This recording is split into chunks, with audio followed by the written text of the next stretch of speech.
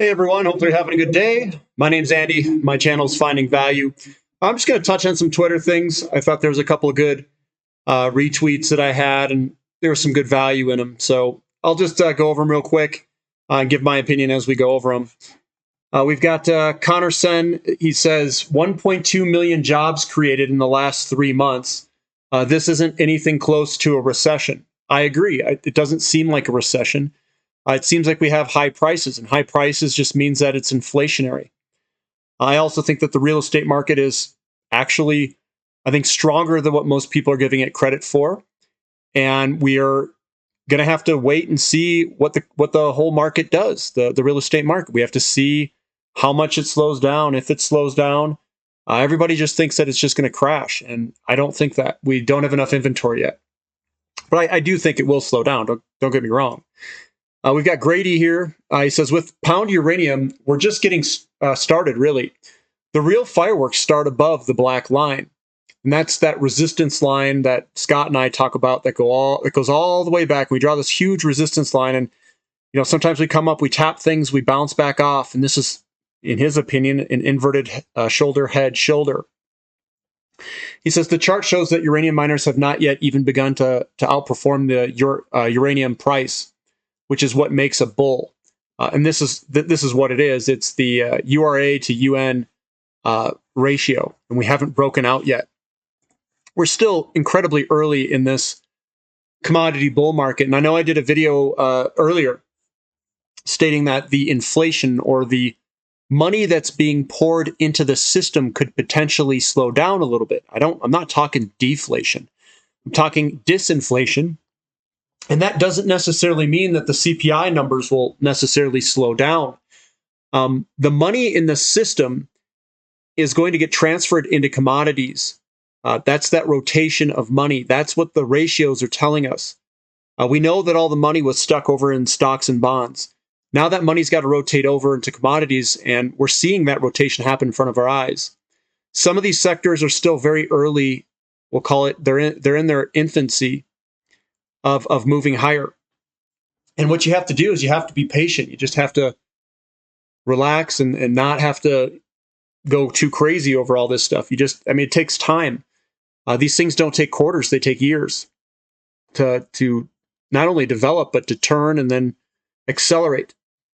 It said during the last year that the closer we come to the monetary system dying, the more volatile things will get. This means that the markets will become more and more difficult. Be prepared for this mentally and adapt. Otherwise, it will be a rough ride. We are now seeing this. And I agree with that. I do think that things are becoming a little bit more volatile. And he shows the silver to the NASDAQ.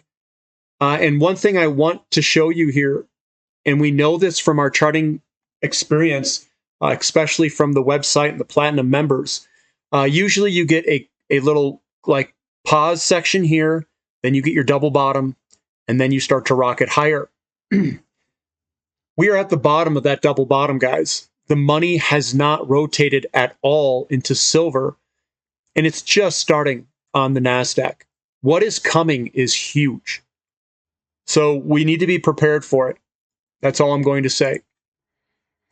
We're seeing some potential U.S. gasoline demand destruction at prices close to $200 a barrel equivalent because of historically high refining margins, an exceptionally tight gasoline market and weakening economy worth watching, but not necessarily bearish for oil at $120 a barrel. It highly depends on the margins.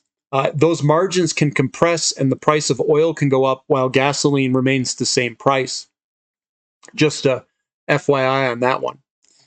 This is a fact check. Says true. We are transitioning from the everything bubble to the everything shortage. That's actually a very profound statement because I actually agree with that wholeheartedly, as weird as that sounds. This guy says a really cool, I like what he says here. He says, just listen to a generalist on a podcast telling everyone to sell their energy because when oil prices and crack spreads go up this fast, they always crash. No discussion on fundamentals. This is who is on the other side of the trade. And it's just people looking and saying it went up fast. Just like the real estate market, it went up fast. Well, I mean, what about the fundamentals? What about the inventory? What about the imbalances in the system? What about all that? No mention of it. It's exactly right. Doomberg says, yep. It says China's pipeline of new nuclear power is the size of the rest of the world's combined. This is, remember, new nuclear power. Look at that. Just dwarfs everything. It says the energy industry is in the early innings of staging one of the biggest comeback stories in modern day economics. There will be doubters along the entire boom. Nobody appreciates how much is required to rebuild the entire value chain and how good the good times will be soon. Yeah, I agree with that, guys. It's going to be incredibly good coming up for energy. We are going to go into an energy crisis, which we're in, and it's going to get worse. The crisis will worsen, and the intensity will amplify, and the effects will be felt. The effects will be far-reaching, I'll say. They'll have tertiary effects that I can't even think about, but it's coming. And we're mostly positioned for this.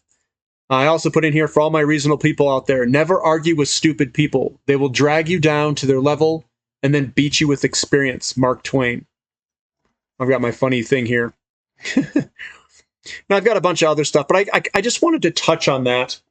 And I mean, that's what's important, is to keep your eye kind of on the target, on the goal, on the strategy. And these periods that are coming, it's going to be different. That's what I think in a couple of years.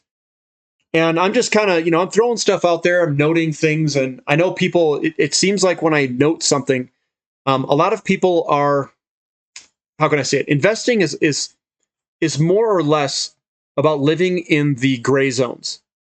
It's about living in the gray zones. And everyone is like black and white. They're like, it's going to go up. Oh no, it's going to crash. They go from going up to crash in like 0.1 seconds. You got to live in the gray for like years. Like the turning points are like gray, gray, gray, gray, gray, gray, gray. And then you start to come down, and then you got to rotate back. These cycles or these time frames are long and they're slow. This is like the Titanic turning. It's not something that is fast moving like a speedboat. So I just wanted to talk on that, and I'll end it there. That's because it's kind of all I had. If you guys like the content, give me a thumbs up. Subscribe to the channel. Subscribe to the website. The Platinum membership is what you'd want, at least what I'd want. We have a question and answer session once a week. You should definitely attend that if you want to learn and become a better investor. And that's all I've got. So we'll catch you next time. This is Finding Value.